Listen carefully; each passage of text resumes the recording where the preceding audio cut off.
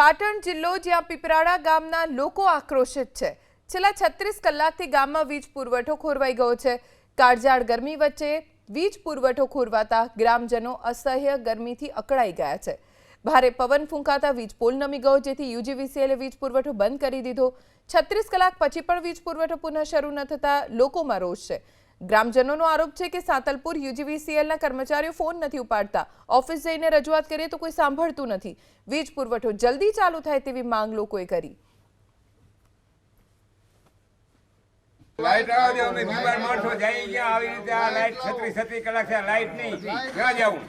આ ગરમીમાં નથી રહેવાતું, નથી પાણી, નથી કાંઈ આવતું। જીબીના હેલ્પર સાતલપુર તાલુકામાં માત્ર 3 જણા છે। આપણે હેલ્પરને ફોન કરીએ તો હેલ્પર ફોન ન ઉઠાવે, આપણે સાતલપુર જવું પડે। અવારનવાર આવા લાઇટના ધાંધિયા થતાં પીપળા ગામમાં લાઇટની મોટી તકલીફ પડે છે। કાળઝાળ ગરમી વચ્ચે વીજ પુરવઠો ખોરવાતા ગ્રામજનો અસહ્ય ગરમીથી અકળાઈ ગયા છે। ભારે પવન ફૂંકાતા વીજ પોલ નમી ગયો, જેથી યુજીવીસીએલે વીજ પુરવઠો બંધ કરી દીધો। 36 કલાક પછી પણ વીજ પુરવઠો પુનઃ શરૂ ન થતા લોકોમાં રોષ છે। ગ્રામજનોનો આરોપ છે કે સાતલપુર યુજીવીસીએલના કર્મચારીઓ ફોન નથી ઉપાડતા। ઓફિસ જઈને રજૂઆત કરીએ તો કોઈ સાંભળતું નથી। વીજ પુરવઠો જલ્દી ચાલુ થાય તેવી માંગ લોકોએ કરી।